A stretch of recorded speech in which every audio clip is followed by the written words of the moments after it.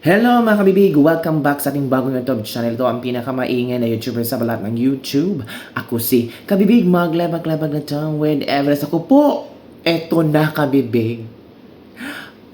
Filipino Civil Society Groups nagsumite ng first ever statement on Duterte case sa UN Human Rights Council. Yan na. Sumugod na ang ating mga OFW, mga kabibig, sa United Nations Human Rights Council. Nagsalita na sila. Nagpadala ng first ever statement hinggil sa Duterte case. Filipino-linked civil society initiative puts complementarity, sovereignty, and the legality of Duterte's transfer before the international human rights arena. Yan na! Kwenesyon na ng mga Pilipino ang ginawa ng ICC at nakaabot na ito sa United Nations Human Rights Council. Yan na kabibi ang sinasabi natin. Binalita ito ni kabibig ha? Yung Japanese ni Sean Ferguson Fushiki. Civil Societies Groups of Filipinos, OFWs. Okay, mga palakpakan mga OFW. Grabe ang chismis nyo. Grabe ang ginawa nyo. Proud na proud kami na talagang sinugod nyo ang United Nations Human Rights Council. Talagang hindi kayo nagpatinag. Talagang yung tapang ni Pangulong Duterte ay nasa dugo nyo. Nananalaytay yung tapang at porsigido na malaman ng United Nations kung ano ang totoong nangyari. Civil society groups of Filipino OFWs have submitted a statement to the 63rd session of the United Nations Human Rights Council. Ito na. Ito. Basahin natin ha. Shinare ito ni Sean Ferguson Fushiki. The statement has been duly received and circulated to the members, states, and stakeholders. Nako! Na-receive na ang laman ng kailang statement, ang laman ng kailang liham, na-receive na at talagang nakuha na ng bawat isa, nabasa na ng bawat isa, the member of states and stakeholders. Yan na ang sinasabi natin. Grabe talaga pag ang Panginoon na ang gumalaw sa baso. Ito pa. This is the very first submission by Filipino themselves. Wow, palakpakan natin ang ating mga OFW yung Filipino. Talagang first ever ha. At sumulat sila para kay Pangulong Rodrigo Roa Duterte. Tatay Digong, I'm sure pag malaman mo to, proud na proud ka sa mga Pilipino, sa ating mga OFWs. And this is the first ever submission by Filipino. Today is a 523rd day after PRRD was, alam nyo na, kidnapped by the Marcos regime and surrendered to the ICC. Ito ha, summary of the joint written statement submitted by Japan Society for History Textbook and International Career Support Association, NGO in Special Consultative Status. Basahin na ko lang ha, kabibig ha. Views also shared by Republic Defender of Peace and Unity and International Research Institute of Controversial Histories, NGO without consultative status. Ito, August 10, 2026. Session, 63rd session of the UN Human Rights Council. September 7 to October 9, 2026. Agenda item number 3. Title ito ha, On the Principle of Complementarity, National Sovereignty, and Due Process in the Case of Former President Rodrigo Roa Duterte. Ano ang main purpose nila? Ito kabibig, basahin ko, makinig kayo. The statement addresses the ongoing ICC proceedings against the former President PRRD. It does not challenge the factual records of death linked to the anti-illegal drug campaigns or the ICC mandate to investigate them. Instead, it raises two rule of law issues. Number one, when international proceedings should continue against a former head of state when the Philippines is functioning democracy with independent institutions capable of investigating and adjudicating the alleged conduct and whether the Rome Statute's complementarity principle has been fully applied. Yan na.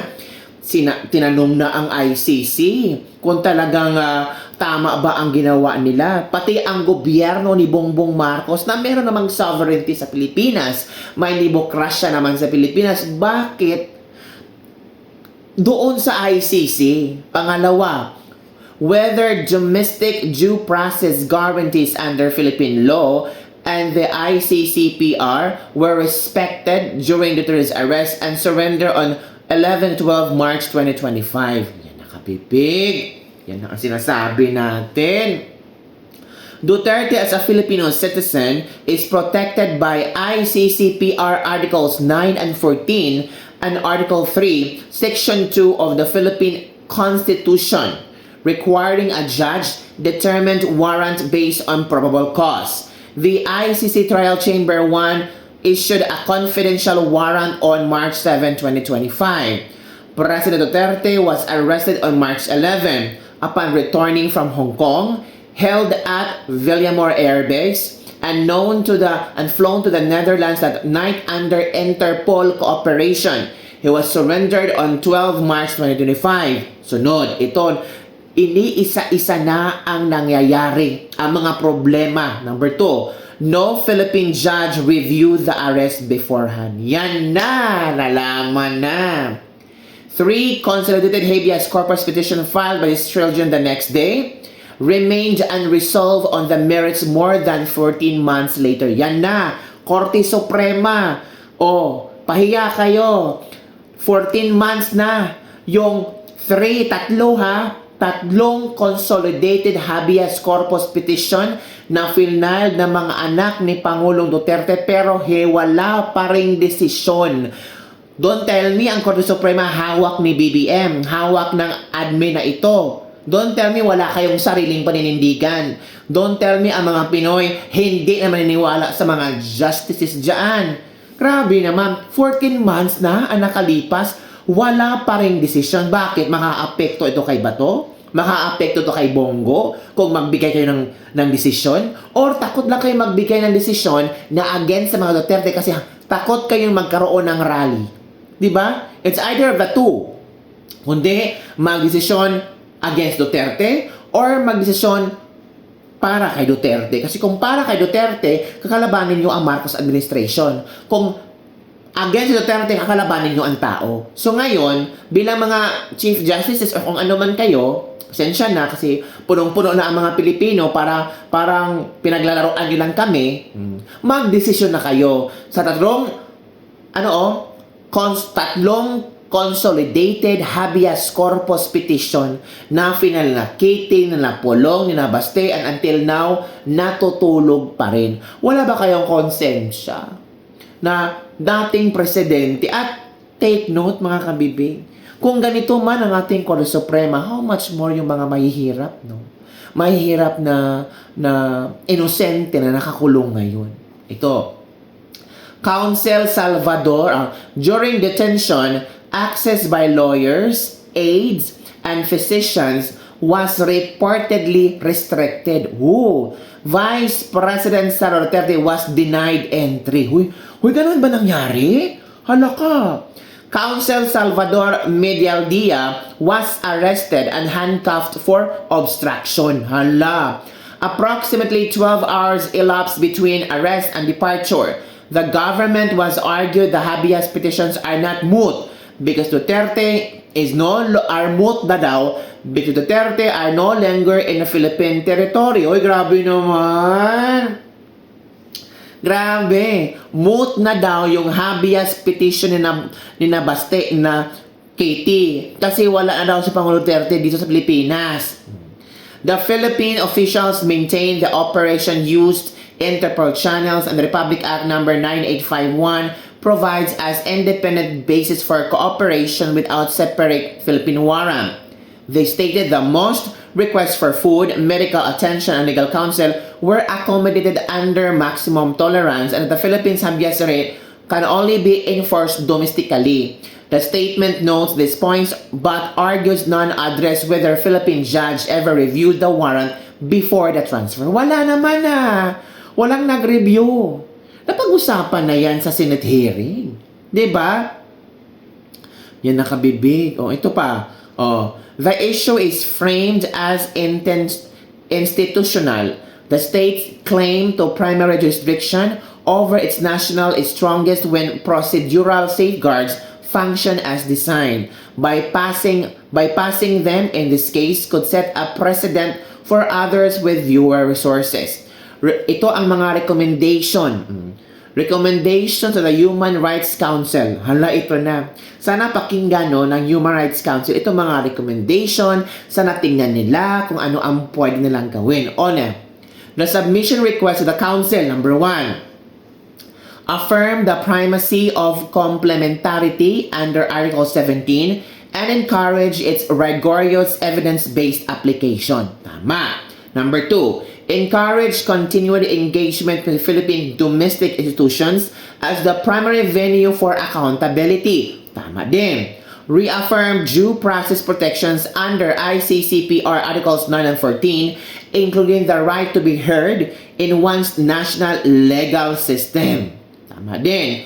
Request a full public accounting of the legal basis for proceeding without a domestic judicial warrant and its compatibility with ICCPR Article 9. Sunod, inquire into restrictions on access to counsel, family, and medical personnel at Villamor Air Base. Note that the consolidated habeas petitions remain undecided more than a year later, and invite clarification on whether domestic judicial review remains available. Request further reporting that includes a full account of ongoing Philippine domestic proceedings on the merits and the legality of arrest and surrender. Articulate clear general standards applicable to every state for minimum procedural safeguards before transfer to an international tribunal. Ito ang conclusion. The statements assert the accountability for victims of anti-illegal drugs campaigns due to persons for accused that are not competing values. A trial conducted whether domestic rights were set aside is weaker and more contestable.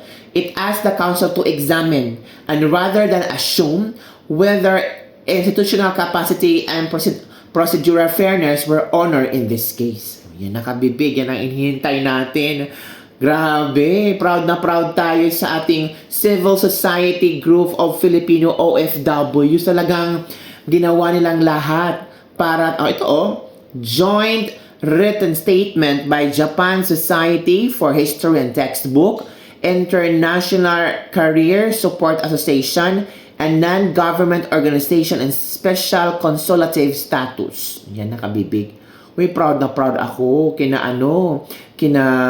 Sean Ferguson Fushiki at ang ating mga OFW na talagang walang sawang sumusuporta kay Pangulong Rodrigo Roa Duterte. Human Rights Council, ito na ang sinasabi natin. Nako, no Philippine judge reviewed the warrant before this transfer. Grabe, no? Habeas corpus petitions remained unresolved for 14 months plus. Hindi talaga nabigyan. Reports of restricted access to counsel, family, and medical care during detention. Yan, mga kabibig. Yan ang sana matingnan ito ng council. Sana magdesisyon na din sila kung ano ba ang pwede nilang gawin, kung ano ba ang pwede nilang i-action hinggil sa letter ng ating mga OFWs para sa Human Rights United Nation. First Filipino Society Groups submit first ever statement on Duterte case. Nako. happy ako sa kanila. Talaga nanindigan sila. Hoping na ma-include ang mga ebidensya at mga ex-former lang yan na. Buti pa ang Japan may malasakit sa dating presidente, pero ang mga Philippine government wala. Ang mga mamayan walang magaw, kundi umasa na lang sa dasal. Which is true, kabibig. Umaasa na lang tayo sa dasal na sana maalis si Pangulong Duterte sa ICC. Ito na, kailangan malaman ng walang pagdududa bawat mamamayan kung sinong tama at nananagot ang magkasala. Tandaan natin may sariling batas ang Pilipinas, ba't dalhin sa ibang bansa kung nagkasala. Laban lang tayo, makakauwi ka talaga. Maawa si Lord sa inyo. Yan mga kabibig. Yan ang ating tislibak-libak for today. Parang kinikilabutan ako, kabibig. Kasi first ever to na statement, first ever Filipino grupo ng mga OFWs ang talagang nagsumite ng joint written statement para ibalita. Ibalita ito sa sa United Nations Human Rights Council para tingnan nila ang rekomendasyon, malaman nila kung ano ang totoong nangyari, even though alam naman natin na itong mga council members and stakeholders, alam nila kung ano ang nangyayari, pero dapat meron silang ebidensya, mga paghahawakan, may dokumentong nagsasaad kung ano ba talaga ang totoong nangyari. At baka ito na ang magiging eye-opener sa mga stakeholders and members ng United Nations Human Rights Council kung mabasa nila ito. I am sure nakatanggap na sila ng mga dokumento, nakatanggap na sila ng liham na ito. Sana, kabibig, we're praying na sana there will be a light na magaguide para makauwi na si Pangulong Duterte, kabibig. Marami na, I'm sure isa ka sa mga nagpe-pray na sana hinay-hinay makamit ni Pangulong Duterte ang kaniyang hustisya. Yun lang, kabibig. Don't forget to like, subscribe, and share this video. Bye everyone! See you next time!